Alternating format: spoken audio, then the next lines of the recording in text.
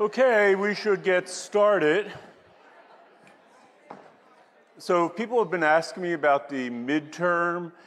This is week 3. Midterm will be the end of week 5, which is 2 weeks from today. So next week I will give you some sample midterm questions, give you an idea of the format.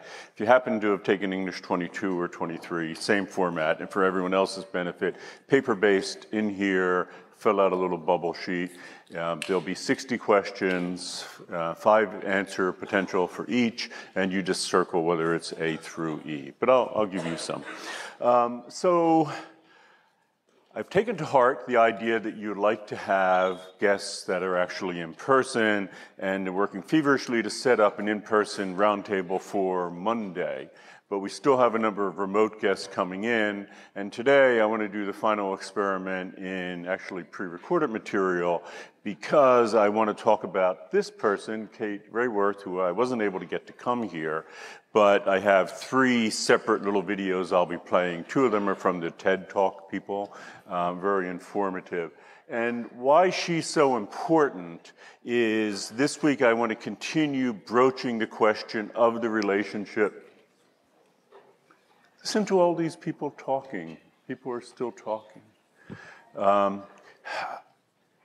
title of the course is Climate Crisis, Local and Global Perspectives. We need to approach this question globally.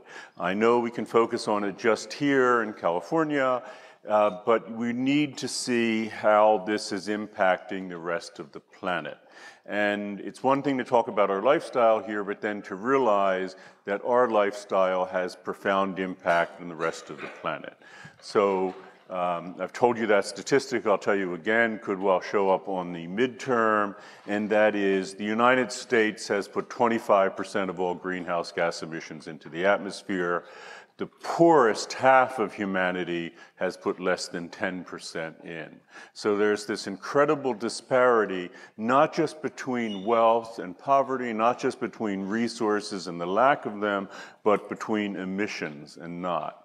And it is the case that colonialism is alive and well insofar as economically we are using the rest of the planet both to provide resources, to provide labor for all the things that we have. But then the question you may come up with, which is the best of all possible questions, how can we correct this great global inequity? What would it take? Would it actually be possible to do so? And for over a decade now, one of the primary models that economic people have been toying with, Kate Raworth put forth, which is called donut economics. So today is on donut economics. And 3 different videos. She's going to take like 3 different passes at it. They don't take that long, but it's important because this, behind any thinking now to figure out how to work out a global economic system that everyone can benefit by equally, we have to do this. And I can tell you the answer is probably pretty simple if you think about it. We need to consume and emit less in wealthy countries like the US, but there needs to be growth from for those poorest half of humanity and then some. And this is the proposed answer on how to do it. And it's a good one and is a touchstone now for all thinking. And in fact, we're going to have Claire Brown, who is going to Zoom in and visit us. She's a professor at UC Berkeley in economics, and she's proposed a theory called Buddhist economics, which is if we completely change our value to a system that is based on compassion and loving kindness, how could that create an economic system? Okay, but before I show these, I do want to answer some of the leftover questions from the Q&A last time because I don't want to leave them hanging. So that's from number 5. But the Q&A for number 6 is open. So if you have more questions or following up on what I'm about to say or Kate Raworth, put them into the Q&A for number 6. I still hear people talking. And I should note that I get emails every week from people in the class complaining about the fact that people talk, that they're trying to take notes and they find it difficult because people are talking behind them, doing other things like watching something on a computer in front of them that's distracting. And I don't really know what to do other than to tell you to please be respectful of everyone, which in a way is what this week is about, everyone on the planet. So before I jump into this, let me just go through those last questions. Here's one, I guess it's directed right at me personally. And here's the question. Are you doing any of the three things that Dr. Shiva stated that we need to do in the interview? For example, are you, and this is, I guess, are you eating healthy, creating food communities, and helping farmers? Yeah, I feel obligated I should answer that. I don't usually talk about myself, but first off, Dr. Shiva, as you noted, was talking about the system in colonized places like India and what they need to do to break free of that. But that being said, I think it works globally and then even locally here. And there are two ways of answering this question, I guess, and I'll answer it because I think it's useful to think about personal action on the one hand and collective activism on the other hand. So do I eat healthy? Well, I guess that that's one of two questions there, right? Do I eat healthy for myself or do I eat healthy for the planet? And they're not entirely disconnected because you may know the statistic, but if you stop eating beef, for example, you will add a year or two to your lifespan. And when you get to be my age, a year or two longer sounds like a pretty good idea. So yeah, I try to eat healthy with what's known as the Mediterranean diet. But that, of course, is great for the planet because if you've been in English 23, you know I stated this again and again.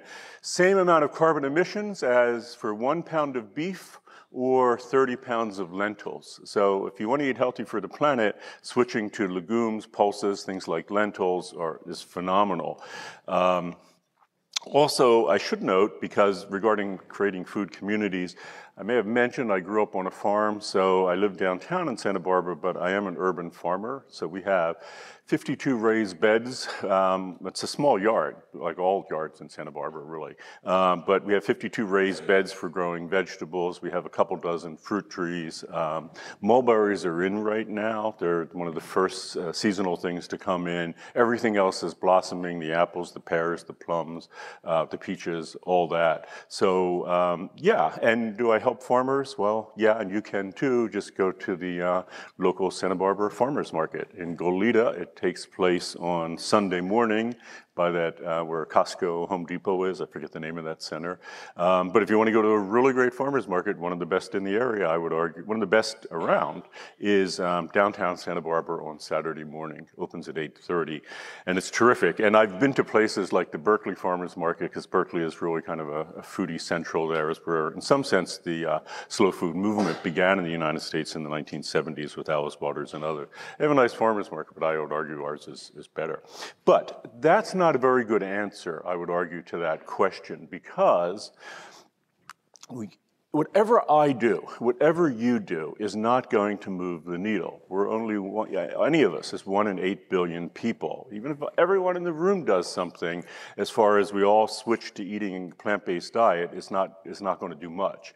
And furthermore, if you think that will just suddenly spread, it has never spread in the United States. So when I was your age, in the late 1970s, 1978, I was 18. Yeah, a lot of people were going vegan. A lot of people were thinking about eating for the planet. An important book had come out, Diet for a Small Planet, arguing that we needed to eat a largely plant-based diet, principally vegan, for the health of the planet. Right now, in the US, about 1% of the population is vegan. If you extend that, depending on how you take the polls, about 4% is vegetarian. That's never going to make much difference at all. So if you want to make a difference, you have to start acting outside of your sphere of influence as an individual and collectively work with others. Coincidentally, since I co-chair the Sustainability Committee on campus, which deals with all issues environmental, yesterday we had from Oakland, the sustainability person who runs the whole UC system, and we were talking about what we're doing here at UCSB to do the very things here, to provide healthier options for people to eat in the dining halls, to help farmers, and we've been doing a lot, long before I took on the job. So, for example, in terms of local farmers, in the UC, we all draw a 250-mile radius around each campus, and that's the only place we get food from whenever possible. So that's considered local for us. And that's important because I think I mentioned the average fruit or vegetable that you buy in a supermarket has traveled 1,500 miles. So we definitely are trying to do that. UCSB has a particular challenge because if you draw that circle, you'll find out that most of it is in the ocean. So we don't have the same resources that you'd have a place like Davis with Sacramento, where they have great farms around there and all. But we are doing it. UCSB has been one of the leaders in doing that and supporting local farmers and in eating healthy, because that translates into things like organic food and all for everyone.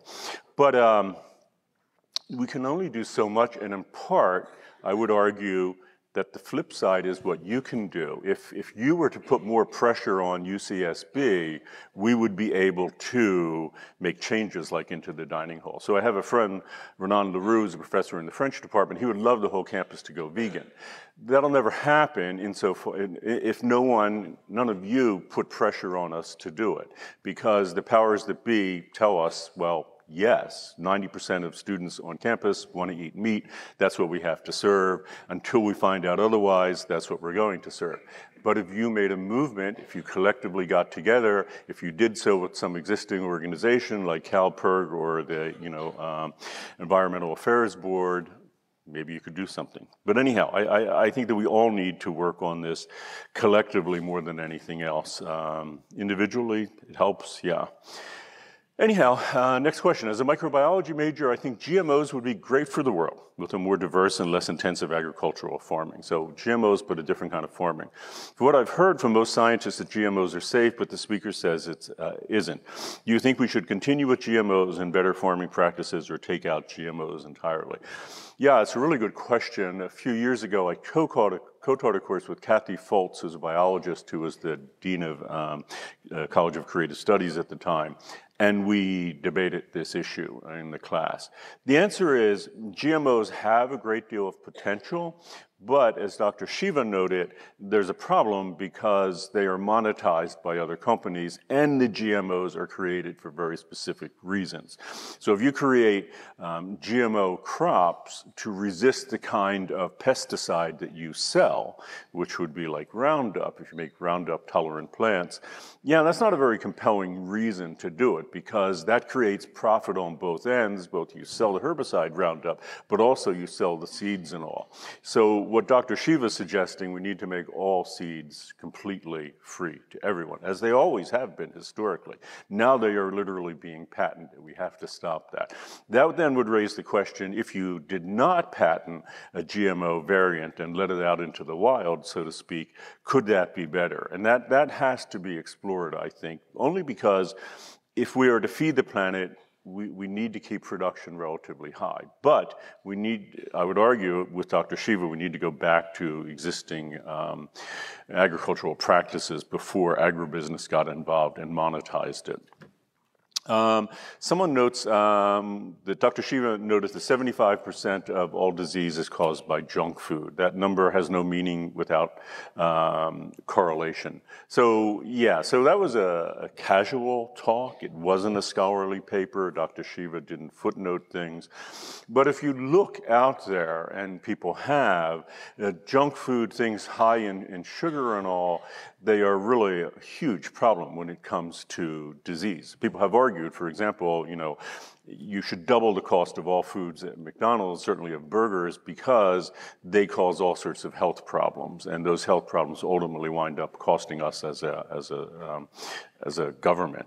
So I would look that up. I think you'll find that junk food in the sense of highly processed food, and the way you can tell this, by the way, Michael Pollan who wrote a number of books on this, has a very good way. When you go to your supermarket, walk around the edge. That's food that is grown, right? That's maybe it involves meat and all too, but that's where all the produce is. When you get into the center and you get all those processed cereals and cookies and candy and all that kind of stuff, sodas, that's when you're looking at problems, because, and by the way, most of that is genetically modified at this point, in the sense that it's not really sugar, right? It's corn syrup, and over 90% of the corn that we're getting is genetically modified. So that sweetness that you get when you buy cookies or sweetened breakfast cereal, that's coming from genetically modified corn. Next question, I was wondering why lab-grown meat would not work as mentioned in the talk. Would it not reduce the amount of land needed for farming, thus decrease deforestation, extinction, animal suffering, etc.? Yeah, so what this is, by the way, this is not to confuse it. This is not like the Impossible Burger. The Impossible Burger is a concoction, kind of a recipe of plant-based stuff. A lot of soy, a lot of processing goes on and makes it. What this person is talking about, lab-grown meat, is known as biofabricated in vitro fabricated meat. And what this is they take, say, from a cow, a stem cell for meat, stem cell for fat, stem cell for bone, and they grow those cells in big vats. So there's no cow involved anymore, it's just a cell. And those vats of cells, they then put and create meat out of. In some of the most ambitious schemes, they literally use 3D printers. So they will start printing the meat, printing fat, printing bone, and they'll actually create a pork chop out of that. No cow involved, and someone actually designs the pork chop and being done. This is out in the wild now in places. It's incredibly expensive to do it right now. It's nascent technology. People have argued, for example, animal rights activist Peter Singer, a guy in Princeton most famously. He's been around for a long time. From the 70s and on, he says he would eat it because there's no animal involved, there's no nervous system involved, there's no animal suffering involved. The thing is, right now, as Dr. Shiva said, that technology requires an enormous amount of energy and resources to make. It is just, is it ultimately better than a cow? Maybe. But I think what Dr. Shiva would argue, what I would argue, that fact I just told you, you're much better to stick with lentils. I mean, if you can shift your diet so that you would like to have a nice lentil dal for dinner rather than a pork chop, that solves everything. And it can be done with traditional practices, and you can do it in your own backyard, literally. You can't make in vitro biofabricated meat in your own backyard. Next question, how can we have a legally binding international agreement like the Rio Agreement if I think we had this one last time, if there isn't an international organization? The answer is to that, you can't. We have to have a binding international group of people working on these issues. Dr. Shiva discussed how colonialism contributes to the climate crisis, certainly does, present day economic colonialism. How can climate activists effectively address the ongoing genocides in Congo and Palestine? And I would argue elsewhere. And Dr. Shiva has that answer. So Dr. Shiva calls it a genocide, what's happening in India with farmers. She cites 400,000 farmers have died, most of them deaths by suicide, because of the economic system putting pressure on them. So in that sense, as a climate activist, she has an answer, and that is to decouple from supplying the rest of the planet with food and deal with their own food meet their own food needs using traditional systems and all. So certainly in that case, that's different than it might be in Congo or Palestine, for example, but as far as climate activists, they would approach it that way and focus on those particular issues. And that's it for today. Let me see if anyone has a question yet in lecture 6, and the answer to that is no. So let me take roll before we do anything else. And I am going to hope that this works for everyone the way that it didn't last time. Good. By the way, any response is a good response. I had questions before. I think they're kind of hanging on here. So what we're going to do now is I'm going to break into these 3 short videos by Kate Raworth, or about Kate Raworth in one case, and we're going to tackle this issue of how do we make an economic system that would both allow people who are on the planet who don't have access to the proper resources. But Costa Rica is a far more interesting example, where Costa Rica, in terms of wealth, of 190 odd countries, US is clearly near number 1, but Costa Rica is about number 50. And yet, in terms of both sides of the donut, the inside and outside, social justice and all they're addressing there more than we are.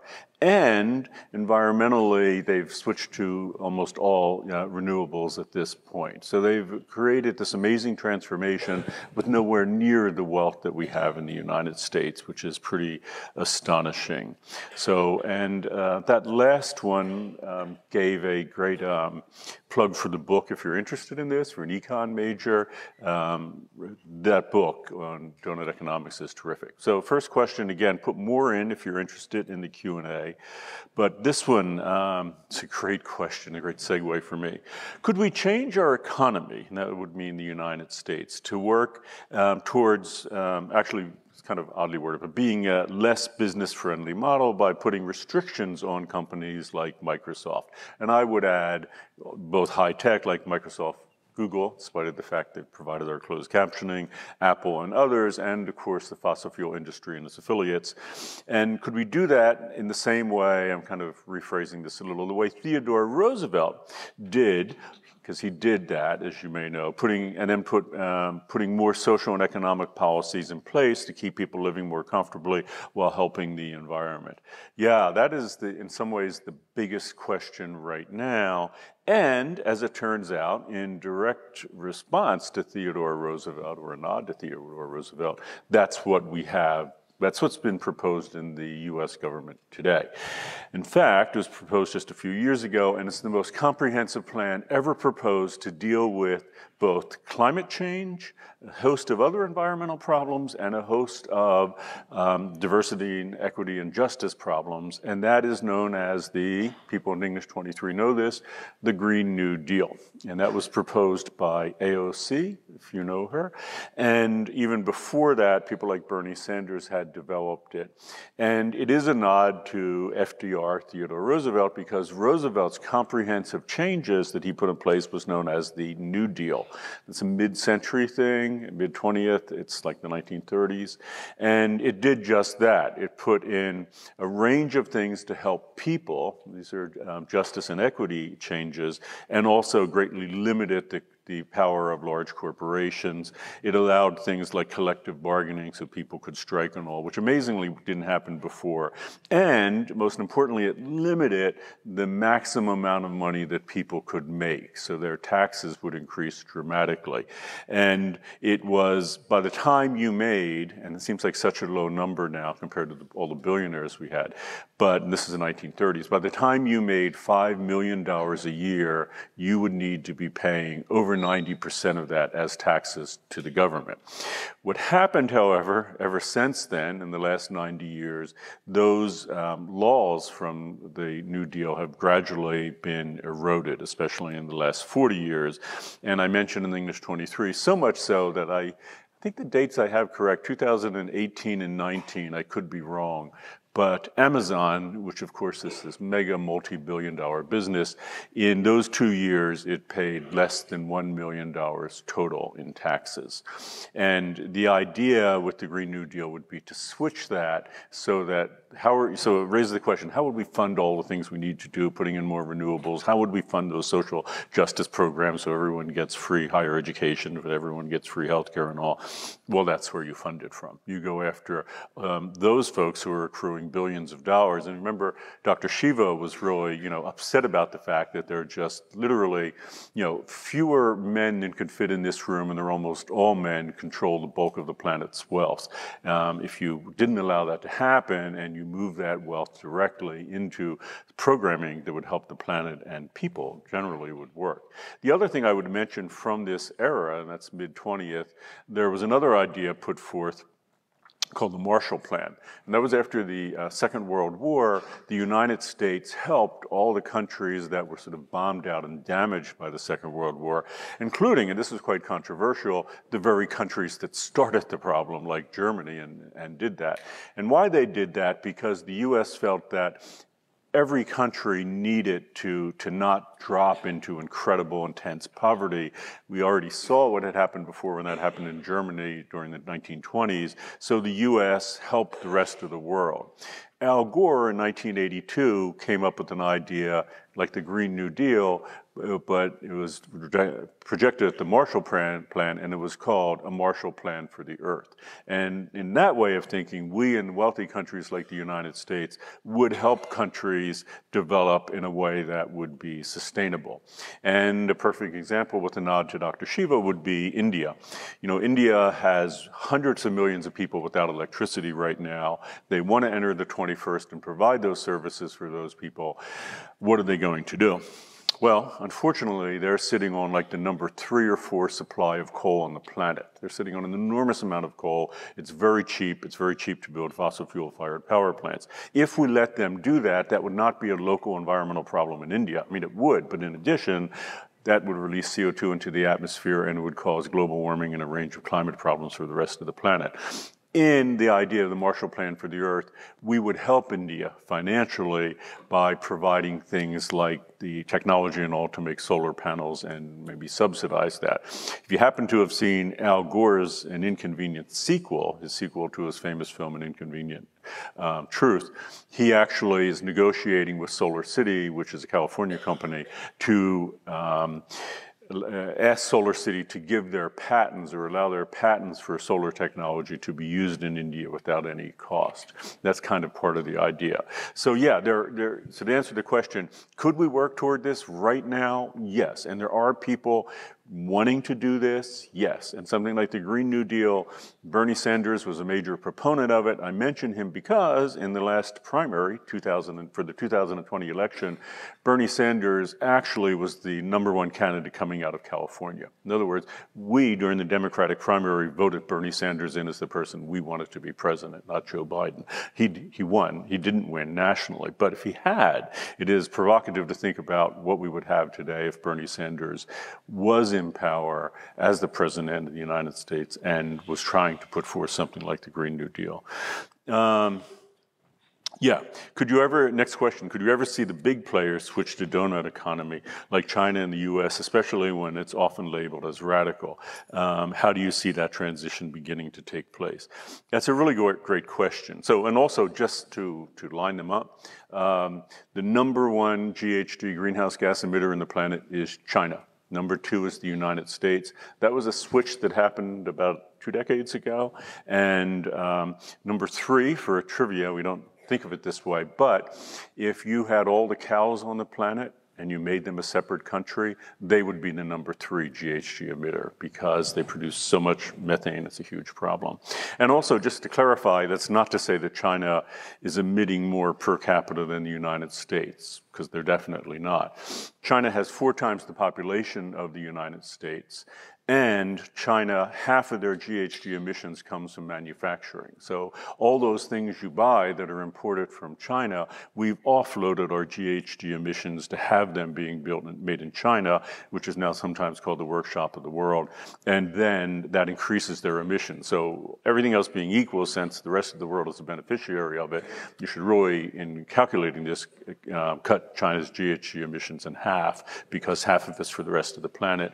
And then you should also cut it down to 1/4 comparing to the per capita of the US, since they have 1/4 of the, they have 4 times the population. If you do that, you will see that, don't worry, Americans are the undisputed GHG emitters. We're the biggest wasters on the planet by a long shot.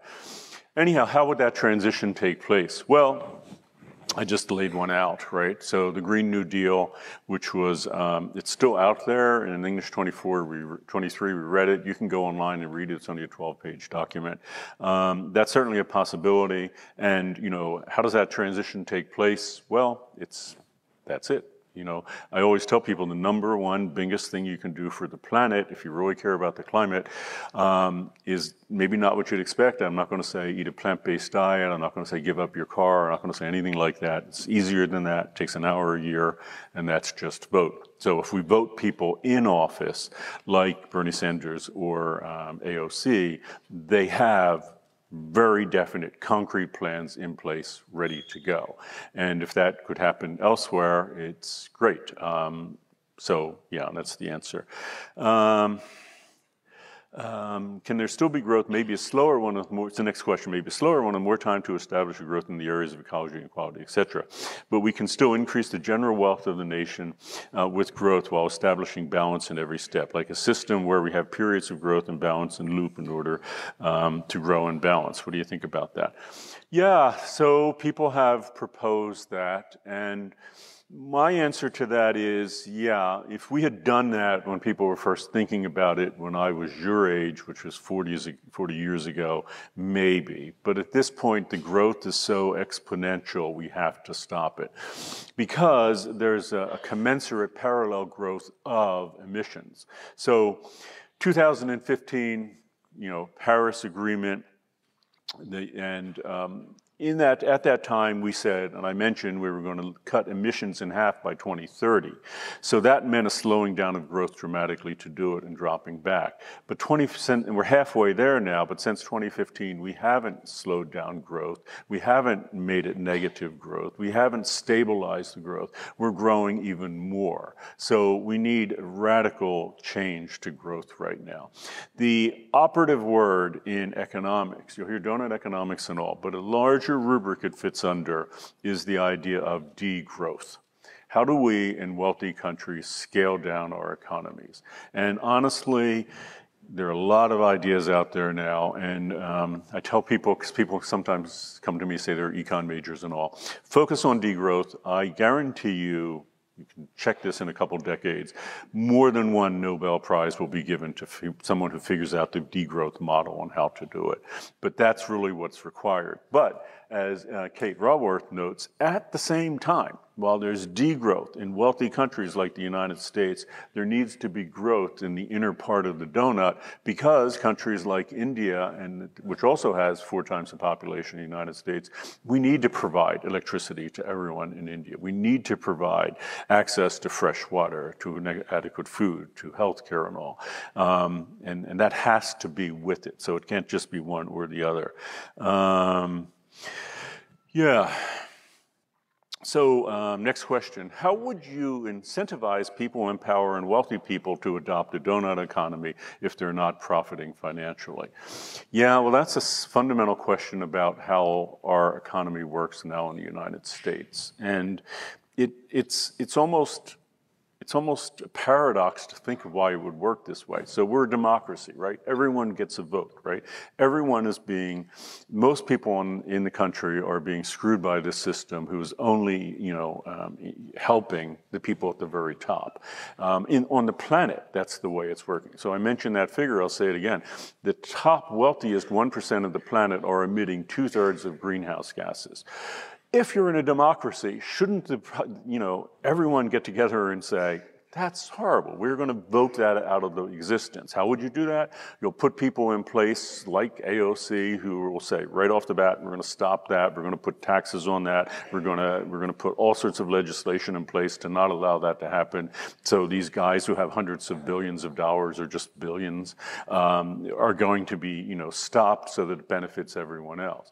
You would think that's how a democracy would work. It would be just that easy. If a few people are screwing everybody else, why doesn't everyone just rise up? You don't need a revolution, a bloody revolution. You just need everybody to go to the polls and get them out of power. That's how they're going to do it, because there's no indication that they're going to do it otherwise. It would be nice if they did. And, sometimes they give a little money here and a little money there to something like the climate crisis, but not very much. And furthermore, do you actually want Bill Gates or Jeff Bezos to be the one figuring out how to save the planet because they have all this money? Wouldn't you like actual experts like Kate Raworth to be figuring out how to do it? So next question, even if we are able to elect candidates like Bernie Sanders in office, how are we so sure that he would be able to actually implement these changes after seeing how hard it is for Biden now to pass things that are not nearly as progressive? Yeah, so the Biden inflation plan is nowhere near as difficult, nowhere near as comprehensive as the Green New Deal. It's the best legislation we've ever had in the US, but it's not anywhere near. That's the real issue, and always remember this. just don't remember who you're voting for president. We also need to have a Congress that would support it. We don't now. That's why Biden isn't able to get things through. But beyond that, we need states to support it. We need governments to support it. Governors. We even need local things. So if you want like more bicycle infrastructure, which we should in California and Santa Barbara, yeah, Biden has nothing to do with that for the most part. That's your local government is going to put that in. If you want more solar on the buildings in Santa Barbara, that's the local government. So all those folks have to be put in. If you could get a critical mass of those, then you could switch these changes around. So last question, Otto. With the state of polarization of the current U.S. politics and the Green New Deal being labeled as leftist or sometimes communist, it is if you go online, is there any way to persuade people to come to a more common ground to adopt this idea? Can you see people coming together to overcome this polarization? If coming together means watering down the Green New Deal, like the Inflation Reduction Plan, I'm not so sure that that's what we should want anyhow. What we really need is this point, it is something pretty radical, unfortunately. All right, I'll leave you with that thought, and here's the last iClicker poll. You can answer anything you like, just answer something, and don't worry about that.